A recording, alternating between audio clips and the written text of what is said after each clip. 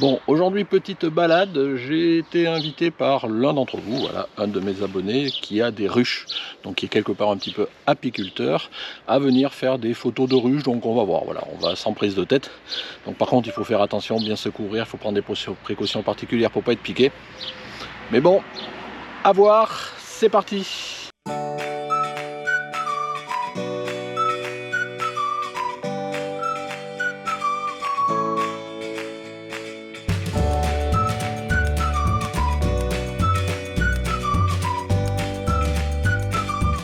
Bonjour, bienvenue sur Jeff Photographie. Alors, comme je vous l'ai dit en introduction, aujourd'hui, on va aller voir un apiculteur. Et pour moi, pour la première fois, voilà, je vais m'intéresser un petit peu à cette logique de ruche d'abeilles d'un peu plus près avec un spécialiste, ou en tous les cas un amateur passionné qui s'appelle Théo. Donc je vous disais, c'était pour moi la première fois. Et bon, avant de vous montrer un petit peu ce que j'ai pu enregistrer, donc globalement ça s'est passé en deux phases. Il y a eu une première phase où j'ai essayé d'interviewer et faire parler Théo. Donc ça j'ai filmé avec ma GoPro, j'étais pas complètement protégé, notamment j'avais pas mes gants. Donc c'était plus facile pour moi de manipuler la GoPro, tout ça. Après, dans la deuxième phase où il a commencé à ouvrir notamment les ruches ou autres, j'étais obligé de mettre mes gants, c'est des gants assez épais. Et à partir de là, c'est devenu compliqué. Bon, pour filmer à la GoPro, du coup, c'était plus possible d'appuyer sur les boutons. Enfin, c'était compliqué avec les gants. Et même pour prendre des photos, pour régler l'appareil, la mise au point, même appuyer sur un bouton pour modifier un réglage ou pas, c'était hyper compliqué. Donc j'ai tout réglé au début et après j'ai fait comme je pouvais. On pouvait plus grand chose, enfin, en tous les cas, moi je pouvais plus grand chose avec les gants que j'avais, voilà, qui n'étaient pas forcément super adaptés pour appuyer sur les petits boutons de l'appareil photo. Donc globalement, j'ai tout fait au niveau des photos. Enfin, j'en ai fait quelques-unes, hein, voilà, c'était juste pour illustrer un petit peu les propos et vous partager un petit peu aussi ce qu'est la ruche. Voilà, c'est quelque chose, je vous dis, une expérience première que j'ai eue pour moi, peut-être pour vous aussi que vous allez découvrir. Donc j'ai l'occasion de faire ça. Voilà, j'ai essayé de faire quelques photos. Donc ces photos, je les ai fait avec mon 24-105. Au début, je m'étais dit, je vais peut-être faire le 70-200 pour être loin de la ruche. En fait, a priori, ça posait pas de problème plus que ça une fois qu'on est bien protégé. Et après, j'ai fait les mises au point comme je pouvais. Voilà, ce qu'il faut savoir, c'est qu'après, vous voyez, on est bien protégé. Il fallait avoir un pantalon assez épais, large quand même, c'est ce qu'il m'avait demandé en prérequis Théo. Après, j'avais ben, le haut avec le casque, là, la protection, plus des gants super épais. Puis ma foi, une fois que vous êtes protégé là, il faut pas paniquer. Je veux dire, à un moment, quand il ouvre la ruche, des fois, elles peuvent s'exciter un petit peu. Moi, j'étais en train d'essayer de faire des photos. J'avais peut-être une centaine de ruches qui me bourdonnaient tout autour. Enfin, bourdonner, c'est peut-être pas le terme. Enfin, qui étaient tout autour de moi, même qui tapaient contre le chapeau et autres parce qu'elles voulaient m'attaquer, me faire partir. Voilà, il faut pas paniquer. A priori, on est bien protégé. Il n'y a pas eu de piqûre. Il n'y a rien eu. Bah, ma foi, ça s'est bien passé. Voilà, j'ai fait quelques photos. Alors, à ce stade-là, je ne sais pas si je vous les montrerai dans la foulée au milieu des films pour illustrer les propos de Théo ou si je les montrerai juste après. Voilà, après, c'est toujours pareil, vous savez, j'essaie de monter, je sais pas encore comment je vais monter la vidéo. On va bien voir, on fera ça un petit peu au feeling. Je vous dis des photos, j'en ai fait quelques-unes. Voilà, pour moi, en tous les cas, c'était une très bonne expérience, même si pas pratique pour faire ce que je voulais, je dis, au niveau des réglages de l'appareil photo. Au niveau du temps, il faisait un temps correct, donc bah, ça, voilà, c'est toujours ça, on n'avait pas besoin de monter trop en ISO ou autre, il faisait pas trop froid, on était bien, c'était pas mal, un petit peu sous les arbres, là, c'était sympa. Et après, ben, vous le verrez, on en parle un petit peu à la fin, un petit événement un peu, c'est-à-dire que mon hôte, il a ouvert pour faire des photos une ruche. Cette ruche, il sentait bien qu'elle était pleine. Il y avait déjà voilà, des nids de nouvelles reines, ce genre de choses. Et en fait, le temps qu'après on aille voir ailleurs ou autre, et en fait, tout le contenu de la ruche, c'est impressionnant.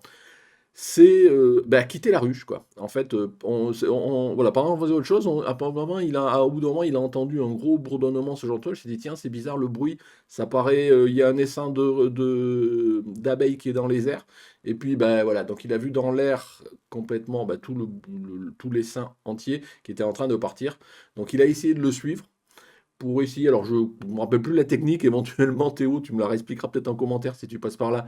Voilà, je ne me suis pas sûr d'avoir trop compris la technique. Il y a possibilité encore de les récupérer, de les faire revenir au niveau de la ruche.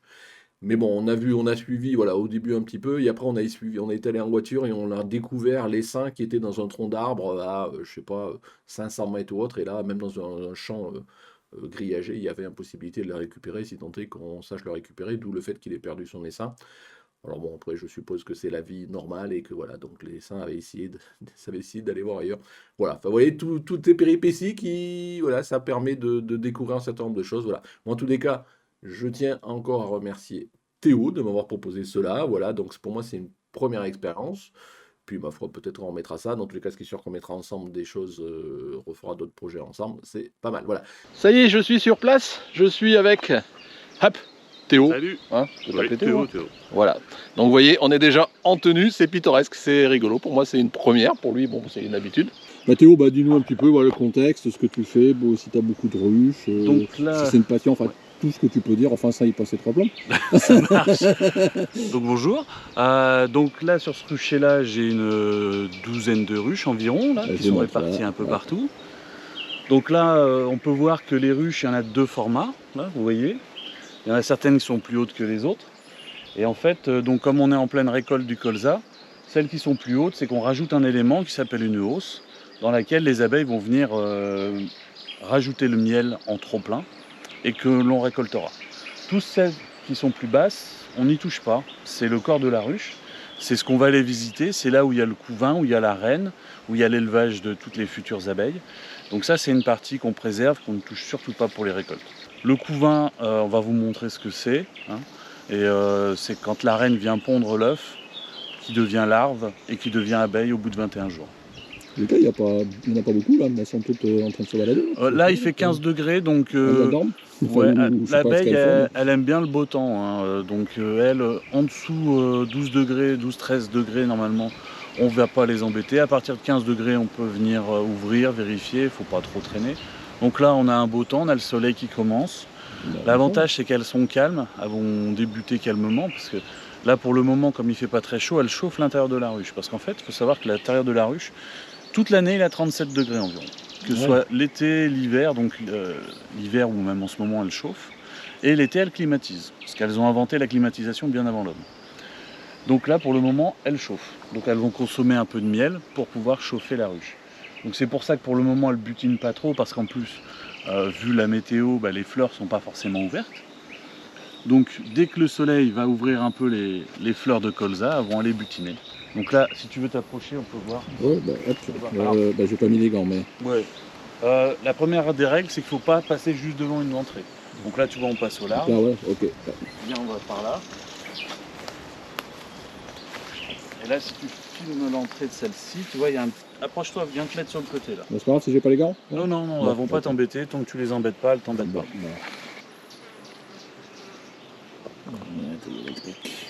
Attends, mets-toi sur le côté parce que du coup tu es dans la lumière.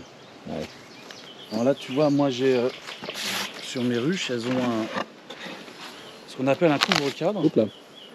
Et en fait il est vitré. Ouais, attends, tu veux mettre le gant? Bah non, c'est toi qui me dis, hein, moi je sais pas s'il risque qu'il y a. Quand on va ouvrir, on mettra les gants. Moi je les mets systématiquement, mais donc là tu vois, on peut voir à l'intérieur de la ruche. C'est une petite vitre, moi j'ai modifié mes ruches. On verra à la GoPro, sais pas, mais... Voilà, on voit en tous les cas, moi je vois, je sais pas si... Là il y a un peu de soleil, on va mettre trop près parce que... Donc là voilà, on voit les abeilles qui commencent à travailler sur la partie de la hausse, donc c'est la partie qui est au-dessus. Bon, les fourmis c'est normal. Hein. Les fourmis en fait elles viennent là pour profiter de la chaleur de la ruche. Et elles en profitent pour nettoyer tous les alentours de la ruche, de tout ce qui peut être déchets ou autre. Ce qui fait que du coup, c'est une symbiose, ça s'équilibre.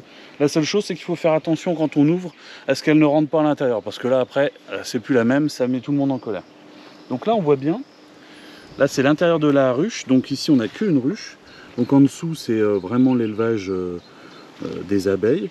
Et en fait, on voit qu'en fait, il y a une sorte de forme concentrique. C'est la forme de la grappe originelle de l'essaim. Parce que ce qui compte en fait, c'est pas la ruche. La ruche, c'est un super organisme. L'abeille ne compte pas comme individu. C'est vraiment l'essaim, la ruche, qui compte. C'est pour ça que des fois, on se dit « Ah zut, j'ai écrasé une abeille ». Bon, c'est vrai que c'est toujours dommage d'écraser une abeille ou de se faire piquer parce qu'elle meurt. Mais ce qu'il faut surtout pas, c'est tuer la reine. Parce que la reine, il n'y en a qu'une. Après, c'est pas elle qui dirige, c'est pas elle qui prend des décisions. La reine, elle est juste là pour prendre des œufs. Elle, on lui demande rien. Si les abeilles ont envie de changer de reine, elle n'est pas consultée. Hein. Il y a un essaim par ruche en fait. Ouais. Ah, d'accord, oui. Une reine et un certain nombre d'ouvrières. Ça peut monter en ce moment jusqu'à 40, 60 000 par ruche. Et un certain nombre de mâles. Alors les mâles, ils ont une vie particulière, ce qu'on appelle les faux bourdons. C'est que eux, ils ne vivent qu'au printemps. Ils arrivent vers le printemps, là ils commencent à être bien présents et ce qu'on appelle matures. C'est-à-dire qu'eux, ils sont là uniquement pour féconder les reines vierges, les nouvelles reines. Ils meurent pendant l'accouplement, et ceux qui ne sont pas morts après accouplement, donc n'ont pas servi, fin août, ils sont tués. Les abeilles les virent de la ruche, parce que c'est des bouches inutiles à nourrir, comme il n'y a plus de fécondation à faire. Et c'est pareil pour les reines, si les ouvrières se rendent compte qu'une reine n'est plus assez féconde, ou voilà, qu'elle n'est pas assez productive au niveau des œufs, elle la supprime. C'est elle qui choisit de la supprimer. Celle-ci, elle est vide, donc on va pouvoir voir. Donc pour voir, c'est bon ? Oui, vas-y. Pour vous montrer comment est composée une ruche, on Je va peux regarder. m'avancer sur celle-là pour le vide. coup. Oui, bah là, t'as aucun risque. Celle d'à côté est peuplée, mais... Alors, évidemment, j'ai pas pris l'outil, t'en bouge pas. Parce que même vide, quand une ruche a déjà servi, en fait, il y a ce qu'on appelle de la propolis. La propolis, alors c'est très connu dans les milieux pharmaceutiques, les trucs comme ça, on en voit souvent des produits naturels à la propolis. En fait, la propolis, c'est le ciment de l'abeille. Les abeilles, elles s'en servent pour boucher les trous, pour colmater, pour tout coller. Par exemple, là, si on soulève, il n'y a rien qui bouge, c'est collé. Il faut faire levier. Et la propolis, c'est tout ce qu'il y a en rouge là. Tout ça, c'est ce que les abeilles rajoutent pour coller et pour étanchéifier. Il y en a qui aiment bien. C'est ce qui permet de conserver la température interne à 37 degrés, là, que tu me disais. En partie, ouais. Et donc, là, l'intérieur de la ruche, on a 10 cadres à égale distance les uns des autres. C'est des distances qui ont été calculées pour que les abeilles ne construisent pas entre les deux, parce qu'elles ont toujours besoin d'un certain espacement qui est d'un... je crois que c'est 8 mm. Ouais, bah ça fait quoi, un gros centimètre là, ouais. Ouais, à peine. Et en fait, voilà, donc ça, c'est un vieux cadre qui a été un petit peu mangé par les souris. Donc, les abeilles font les cellules, et à partir de là, les cellules servent à recevoir les œufs quand la reine pond. Donc la reine en général commence au centre et fait une spirale. C'est pour ça que souvent ce qu'on appelle le couvain a une forme arrondie. Et c'est ça que tu grattes qui fait le miel là, les cellules? En fait, ça, donc pour le couvain, après pour le miel, elles vont remplir les cadres, mais de miel. Donc ce sera toujours les mêmes cellules, mais au lieu de mettre du couvain, elles vont mettre du miel. Quand on refait la récolte, on prend ces cadres, alors c'est plus les cadres d'Eos, hein, donc c'est des demi-cadres. Il faut vérifier donc qu'il n'y ait pas de couvain. Ensuite, il faut que les cellules soient operculées, c'est-à-dire qu'elles soient fermées par un petit bouchon de cire. Ça veut dire que le miel est mature et qu'il peut être récolté, il est à 17% d'humidité. Elles savent mesurer l'hydrométrie du miel. Mieux que nous. Hein. Parce que nous... Oui, ben, tu vois, parce qu'attends, pour moi, enfin, les abeilles, elles faisaient pas du miel, c'est le fait de gratouiller leur environnement que ça, en fait, c'était du miel, quoi. Alors qu'en fait, non, ils cultivent vraiment du miel, elles fabriquent du miel en tant que tel. En fait, pour le cultiver, enfin. Elles vont sur les plantes, elles récupèrent la sève de la plante, enfin pas la sève, le nectar, voilà. Elles prennent le nectar et le pollen, mais pas en même temps. C'est soit du nectar, soit du pollen. Le pollen sert à nourrir les larves et les abeilles, c'est vraiment leur nourriture de base. Et le miel sert aussi à les nourrir, mais nous c'est la principale chose qu'on va récupérer parce que c'est ce qu'elles butinent le plus. Donc quand elles arrivent avec le nectar, elles se le remplissent dans un estomac spécifiquement fait pour. Il sert, voilà, elles conservent le miel comme ça. C'est pour ça si on voit une abeille avec quelque chose sur les pattes, c'est du pollen. Si on voit une abeille arriver sans rien, c'est qu'elle vient de butiner du nectar. Donc elle va arriver à la ruche, elle va se poser à l'entrée comme on peut le voir ici. Ensuite, elle va faire ce qu'on appelle la trophylaxie, c'est-à-dire qu'une autre abeille va venir à elle et elles vont se passer de bouche à bouche le nectar.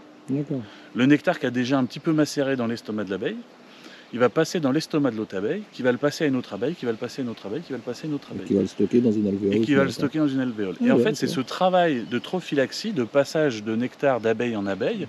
À chaque fois, elles vont récupérer des enzymes de l'abeille et ça va donner le miel. C'est vrai que dit comme ça, c'est vrai que ça donne moins envie. Hein. Non, oui, non, mais moi j'étais persuadé que tu sais en fait que, mais c'est peut-être le truc de béotien, moi je me suis jamais intéressé, qu'en fait ils construisaient leurs alvéoles et que c'est Ouais. ça que tu grattais. Et en fait, ça, c'était dans une texture qui, au final, donnait du miel une fois que tu l'avais un peu liquéfié, tu vois. Alors en fait, non, Alors qu'en fait, non, les alvéoles, elles existent en tant que Oui. telles et elles les remplissent de miel, quoi. c'est ça. Mais tu vois, mais ça, je le découvre, tu vois, c'est le. Je sais pas si. Oui, non, quoi. mais Mais c'est des trucs cons qu'on se pose pas de questions. Bah Quoi. oui. Mais quand tu connais pas, après, t'es pas dedans, hein, voilà. Donc, Ouais. non, mais c'est bien. En fait, si tu veux, donc dans une ruche comme celle-ci, pour te montrer les alvéoles, nous, ça c'est un cadre tout neuf. Donc on colle une feuille de cire qu'on achète, Mhm. une cire gaufrée, tu vois, il y a la forme des alvéoles qui est Déjà suggérée prêt, ouais. Mhm. pour les guider sur la forme et la taille des alvéoles. Parce qu'en fait, il y a deux formes d'alvéoles. Il y a les alvéoles qui servent à l'élevage et les alvéoles qui servent au mâle ou à la récolte. Elles n'ont pas exactement le même diamètre. Pour que ce soit de l'élevage, il faut qu'elles aient rigoureusement la même taille. Pour la récolte, elles peuvent être plus grosses, plus profondes, on s'en fout, du moment qu'il y ait de la place et qu'elles peuvent stocker du miel. Et ensuite, il y a aussi celle des mâles. Les mâles sont plus gros, donc il faut des alvéoles plus grosses. L'avantage ou l'inconvénient, ça dépend de comment on se place, de ces cires, c'est que du coup, ça n'aide pas à faire des alvéoles de mâles. Alors que des mâles, il en faut. Pour économiser la cire, on fait ce genre de cadre. Au lieu de mettre une cire, on met ce qu'on appelle un jambage. Et comme ça, les abeilles, elles se guident et elles partent pas dans tous les sens. Si on laisse tout l'espace vide, elles vont faire un truc en accordéon. Et on n'arrivera jamais. Après, ça fait un truc insortable et c'est Donc, en plus fait, gérable. c'est très guidé, on aide beaucoup la nature, quoi. Ah là, c'est complètement guidé, oui. Vous voyez, plein d'explications d'un sachant, donc j'espère que ça vous intéresse. On va continuer à filmer petit à petit. On n'a pas encore fait des photos, mais bon, on va pas tarder à en faire là quand il va rentrer dans le vif des sujets dans l'entretien de ces ruches. Mais bon, voilà, c'est passionnant, oui, mais moi je peux se poser des questions connes, mais bon, je découvre, il y a des choses dont on s'est peut-être jamais posé les questions et qu'en fait, ben voilà, une fois qu'on est dedans, ben, bon, je sais pas, j'ai l'air super mode comme ça, hein. Qu'est-ce que t'en penses, hein? Ah, oui. Bon, on parlait, hein, je coupe, hein, forcément, je vais pas vous filmer de tout, sinon ça durerait 3 plans. Bon, on parlait typiquement des types de plantes que butinent, c'est ça, butinent les abeilles. Et puis là, notamment, la Théo, il a ses ruches pas loin d'un champ de colza. Donc c'est globalement, il va faire du miel de colza, c'est comme ça qu'on l'appelle, quoi. Mais potentiellement, suivant la saison, il peut y avoir des variations. Et donc c'est un petit peu là où... Globalement, moi j'ai découvert il n'y a pas si longtemps que ça, parce que moi, c'est vrai que je suis pas forcément super féru du miel, enfin de façon générale, que voilà, il y avait du miel en fonction de plein d'essences, quoi. Oui. Et là, tu me disais les variantes là sur les ronces, les choses, Sur les ronces. ça change beaucoup le goût de chaque miel. Oui. Ouais. Déjà, la texture change, la couleur change, le goût change.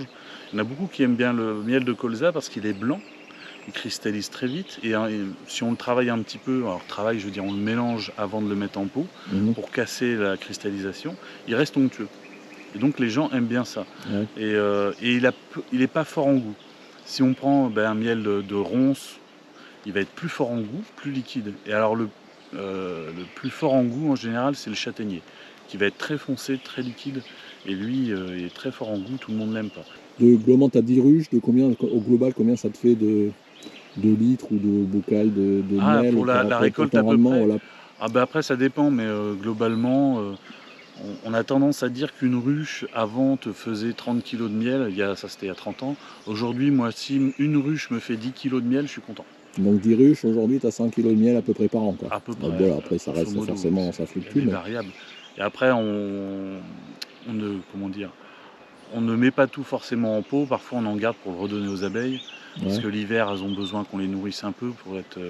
Moi, je préfère toujours les nourrir pour être sûr qu'elles passent l'hiver. Donc là, tu es en train de préparer pour ouvrir une ruche, et donc tu vas sûrement c'est quoi on dit, on les endormir, on les enfumer, ça permet de les étourdir, enfin ça fait quoi le fait de les enfumer? En fait, l'enfumage, ça permet d'attirer leur attention ailleurs, parce qu'en fait, quand il y a de la fumée, c'est signal d'incendie.